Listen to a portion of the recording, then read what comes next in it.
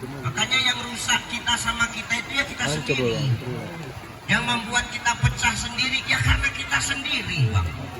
Karena kita suka menilai orang tapi nggak pernah menilai diri kita sendiri. Kan lucu kita hari ini.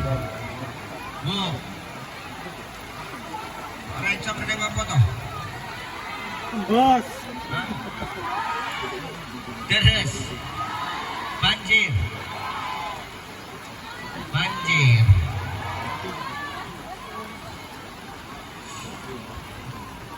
Ngerembes. Ini ngomongnya kayak Jawa bibi iki. Oh, Jawa juga. Ngerembes. Aduh, ngerembes. Aku pun ngerembes juga satu nanti. Jadi Ustaz, kalau menilai itu haknya Allah, yang berhak menilai makhluk itu hanya Allah. Jadi tugas kita sebagai manusia, sebagai makhluk itu apa Ustaz? Nah ini perlu kuterangkan sih. Tugas kita sebagai makhluk bukan saling mengingatkan. Tugas kita sebagai makhluk itu saling mengingatkan, bukan saling menilai. Nah, manusia sama manusia nggak cocok menilai. Tugas kita mengingatkan. Makanya Allah ngomong dalam Quran, apa kata Allah? Watawasau bil haq watawasau bis. Ingatkan dalam kebaikan dan ingatkan dalam kesabaran. Perkara orang yang mau diingatkan itu dengar atau tidak terserah, mau ikut atau tidak terserah, mau nurut atau enggak bukan urusanmu, mau berubah atau enggak, yang penting udah kau sampaikan, selebihnya serahkan kepada Allah. Ini kan perkara hati sekarang, betul? Bu, perkara hati. Ini maaf, kalau hatinya tidak cinta dan taat kepada Allah, kalau hatinya tidak taat kepada Allah, tidak cinta kepada Rasulullah, bubar ini Pak, percayakan, pastikan bubar. Kenapa orang ini nggak bubar coba? Kenapa? Karena ngasih hujan coba ya, jangan bubar ngapain itu? Ini karena taat sama Allah, cinta sama Nabi, makanya kita bertahan di sini. Inilah yang dikatakan qalbun salim, hati yang hidup. Benar ya? Bu, hati ada 3, ada berapa? 1, ada qalbun salim. Qalbun salim artinya apa Ustaz? Hati yang hidup, hati yang sejahtera. Pantang ada kebaikan, dia akan cepat-cepat datangi kebaikan itu. Karena dia sadar kebaikan gak datang 2 kali. Dia tahu memanfaatkan kesempatan. Pantang ada yang baik datang. Sama macam orang sini, pantang ada bantuan kan langsung kumpul. Orang sini kan kayak gitu kan. Ya orang sini enggak, ini orang sana. Cuman orang sana kan banyak pindah kemari, ya itu masalahnya Pak.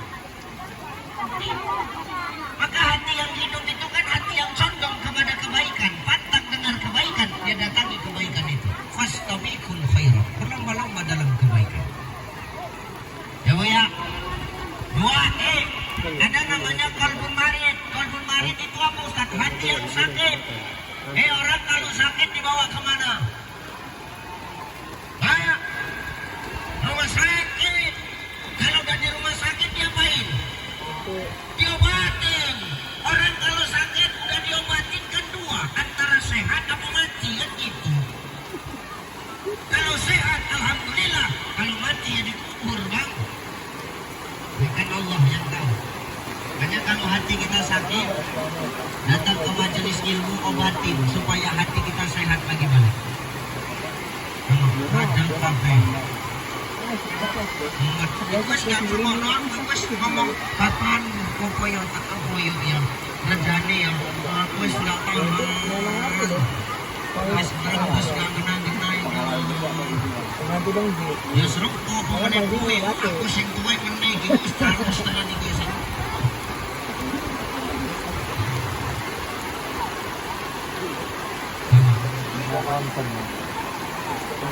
Tidak, ada kalbun mayit, hati yang mati. Ini mau jangankan manusia, Allah yang ngomongin aja dia nggak bakal dengar dah. Manusia yang mengingatkan dia nggak gubris, Allah yang ngasih tahu dia nggak paham. Akhirnya apa? Kebablasan. Kalau sudah kebelabasan, akhirnya kemana? Nyasar-nyasar bang. Itu orang yang nggak tahu jalan, udah mati hati. Nggak bisa lagi dibenerin. Makanya cemana Ustaz supaya hati kita hidup. Ini kita ngaji. Allah ngomong dalam Quran, Subhanallazi asra bi abdihi lailam minal masjidil haram ilal masjidil. Oke, maknanya Isra Mi'raj. Ini dipersingkat wae iki. Maha suci Allah yang telah memperjalankan hambanya pada suatu malam dari Masjidil Haram Mekah ke Masjidil Aqsa nang Palestina. Bengi. Allazi barakna haulahu linuriyahu min ayatina. Sekelilingnya sudah kami berkahi. Makna keberkahan itu apa Ustaz? Maknanya artinya keberkahan itu perlindungan. Ibu kenapa hujan gak basah? Karena ada teratak. Ya kan benar. Ini yang di atas kenapa hujan gak basah? Karena ketampung teratak. Ibu, kenapa gak basah? Terpal teratak. Ini pasti teratak STM yang ini kan? Aku udah tahu aku. Ya kan? Itu punya STM kan yang ujung kan? Kenapa panitia? Iya ini ternyata STM nih. Ya gak apa-apa pakai STM, tapi pastikan dulu siang ini gak ada yang mati kan?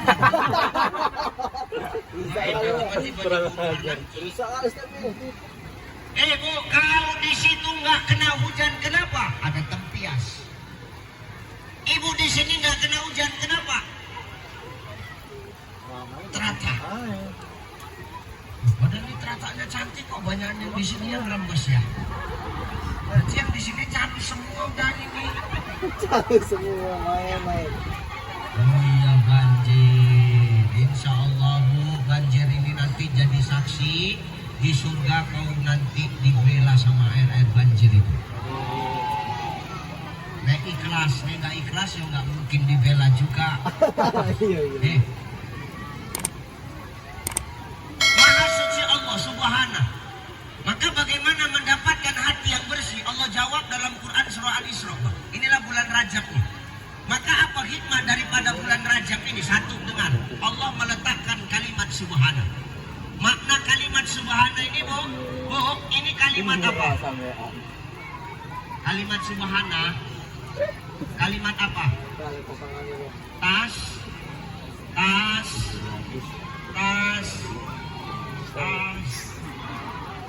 Tapi lu gur menengah lu cici tenan aku dulu. Iku semua iku, sing rembes iku, menengah. Nggak iso ngelak, nggak iso menyet, mau pasrah wae lah. Ini kan Subhana kalimat tasbih.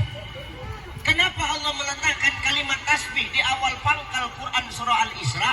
Karena Al-Isra itu Bu, mengajarkan kepada kita, menggambarkan bagaimana takjubnya luar biasanya peristiwa Isra wal Mi'raj. Makanya Allah meletakkan kalimat Subhana. Maka Allah berisyarat kepada kita di bulan Rajab ini, manusia yang mengaku beriman pada Allah, yang mengaku umat Muhammad, kita disuruh memperbanyak zikir.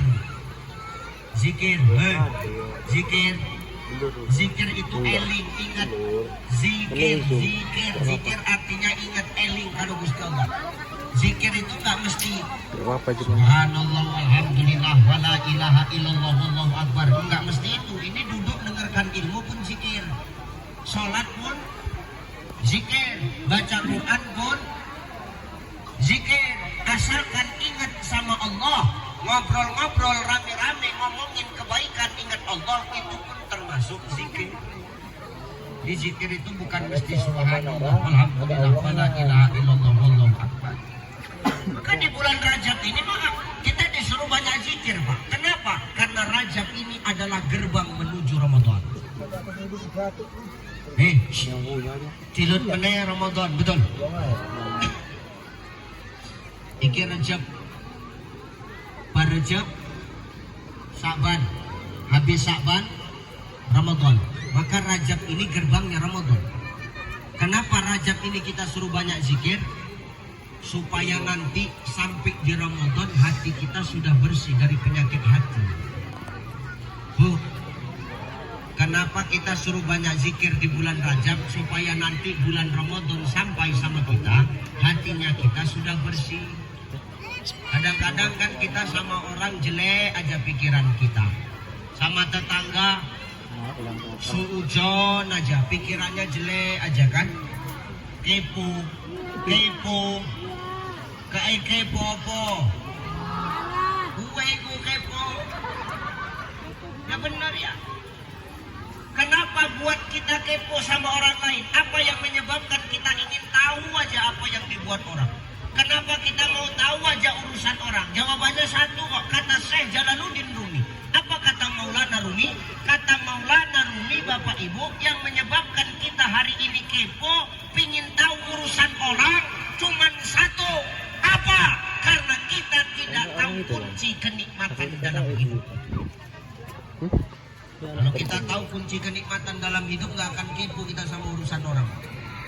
Kita kan hari ini sibuk kepo mau tahu urusan orang karena kita nggak tahu kuncinya nikmat hidup ini. Jadi kunci nikmat hidup ini apa Ustaz?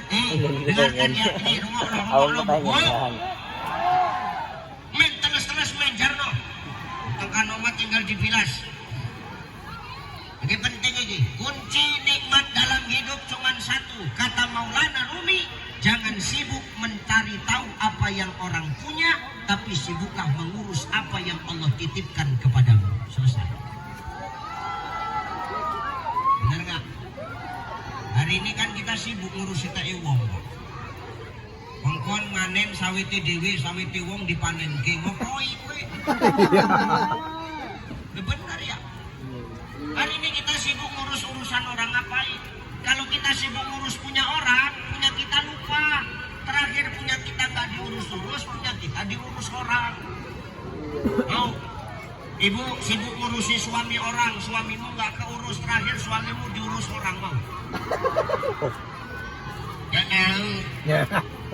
Tapi kau buat kepo kita, terlalu mau tahu apa urusan orang, nggak usah ngurus apa yang orang punya, urus saja punya kita. Ngurus punya kita aja nggak habis-habis kok kita mau ngurusin punya orang. Kepo kali sama tetangga beli kipas kau kepanasan, ngapain lah kayak begitu? Tetangga beli AC kau kedinginan, ngapain? Tetangga beli mobil nak kue malah milih tuku bodrek. Kenapa Ustaz? Pusing kepala kita mikirin tetangga, nggak ada habis-habisnya. Kok jelek kali sifat kita sama tetangga. Maaf, kau usah jelek sama tetangga. Maaf, kau perantauan. Kita semua merantau di sini, Bang.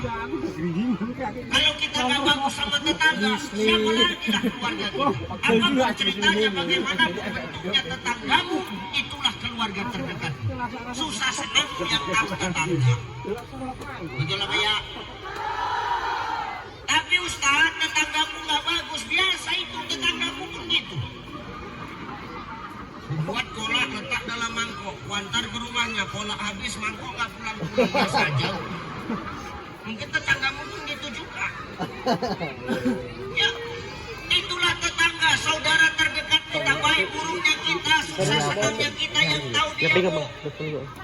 Kalau kita kaya, yang ikut senang siapa? Kalau kita kaya, yang ikut senang siapa? Tetangga. Kalau kita kaya, yang aneh.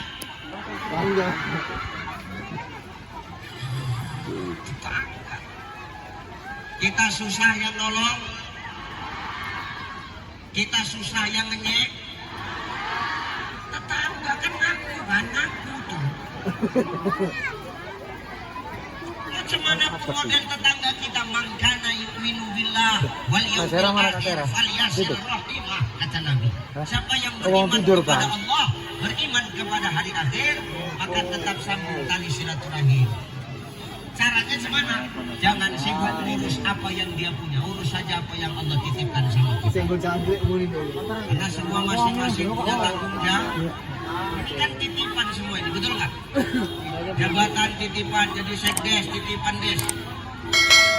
Di sekdes titipan. Jadi suami titipan, jadi istri titipan, jadi anak titipan, punya harta titipan, punya popularitas titipan, semua titipan kok. Yang namanya titipan kan cuma